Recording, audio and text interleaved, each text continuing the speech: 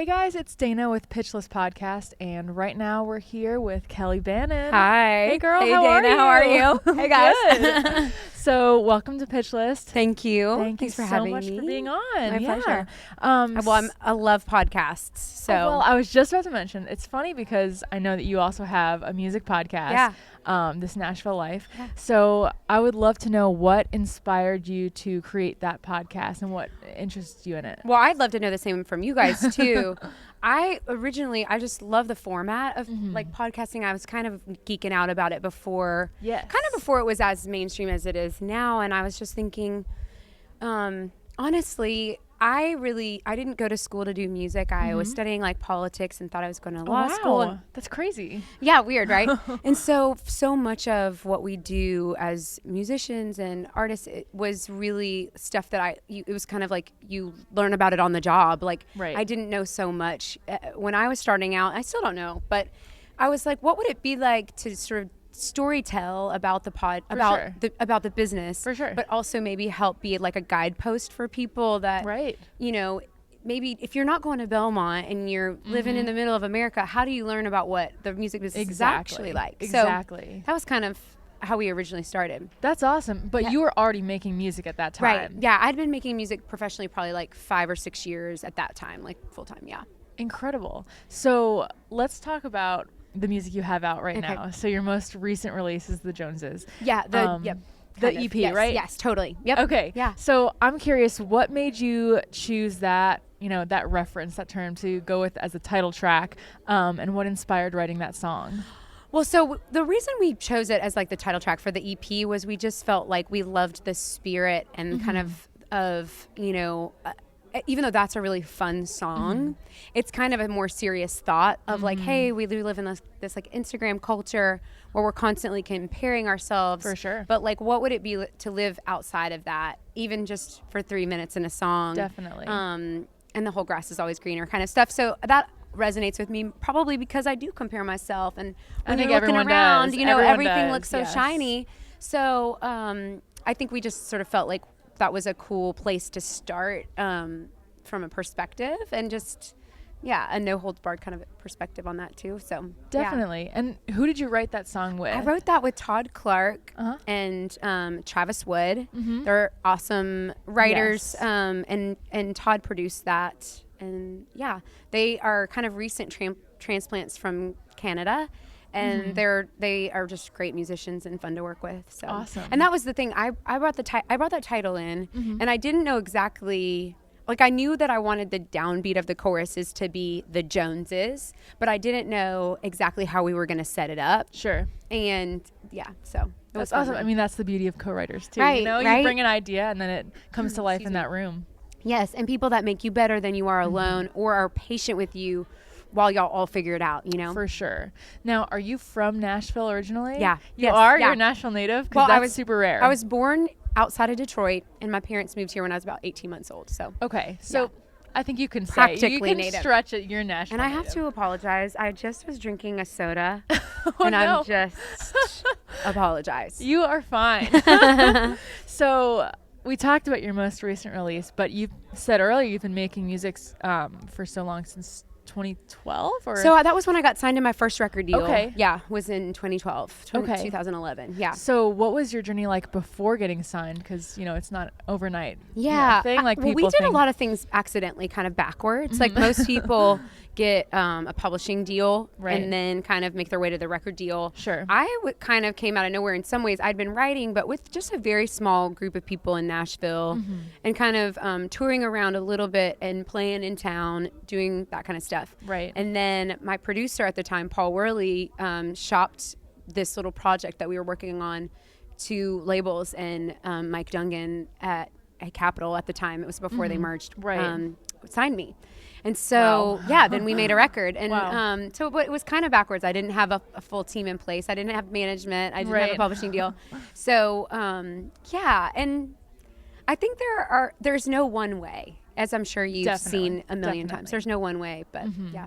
Yeah. So, I mean, with being in the business and as an artist for so long, what's one of your favorite songs that you've released? I'm personally. really proud of Happy Birthday. I love that song. Thank you. Thanks, really Dana. like that. Yeah, I'm proud of it. I think we landed it. And the way that we wrote it was felt really special. Like we were down at the beach writing, and we started with the chorus, and we were sitting out in the sand. And at first I was like, I don't know if I have my brain around this idea. And then we kind of figured it out to be like a voicemail. Yes. And then it got chilly, and it was February, and we went into the house and finished writing the verses. But we'd kind of locked into that chorus while we were outside, and it was just sitting on a blanket in the sand. I love that, and it just captures. It's like bittersweet, and it is. I just love the lyrics in that. Thank you. That's one of my favorite. Yeah, that's one of the lyrics I'm maybe most proud of overall. Yes. That I feel like we feel it too. Like when I sing it, I'm there too, and Right. It's a really colorful lyric. Yeah, and I think that's when, songs come across most to the audience, when you feel it too. One thing that started happening with that song is people would send me a photo of the birthday card from their granny. Oh, wow. With a $20 bill in it, because there's like a lyric. That and lyric so people is would like send me, everyone can relate to that. It was special. It's like, oh man, like this is so universal. Like your granny sends you money in your card, Right. So I love that so much. So as a female singer-songwriter in the country music world right now, what are some of the biggest struggles that you've faced being in a male-dominated industry, male-dominated radio? Well, I think it just, I remember when I first got signed to Capitol, and that was so long ago. I mean, it was 2012, let's say, when we started kind of looking toward radio. I think that was when I did my first radio tour, and people were saying, it's so hard for women, it's so hard to get women on the radio. That's 2012. Right. And me then, I was really naive about it, and I was like, oh, really? Right. Like, I was like, right. There were a handful of women that were making music that were on the radio, and honestly, I think I just thought, well, I'll be the exception.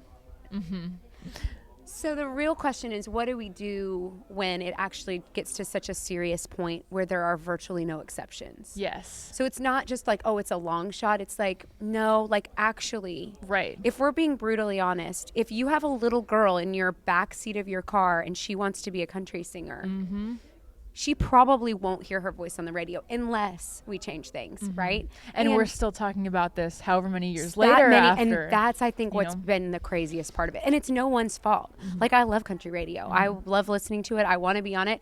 And it's no one person's fault. We've just kind of gotten to this place where it's just for sure. And it's reality. really hard to change. Yeah. So, and I do think our dudes in country are really awesome, but we probably need them to step out for us a little more.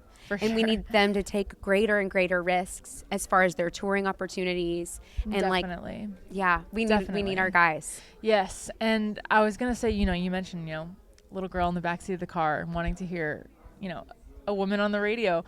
Yeah. So what advice would you give to young girls and young women who see you doing like killing it in the industry, that want to be? I mean, I think it will get sorted out, right? So much is going to change. Just the formats are all changing constantly, right? And just the fact that we're talking about it, right now, I think is helpful. But yeah, and I think you just work harder than everyone else. Like, I know that sounds. It's like work as hard as you can, and show up as much as you can, like, don't give up, Definitely. At least that's what I'm telling myself. Definitely, yes. I think we have to tell yourself that, Yeah.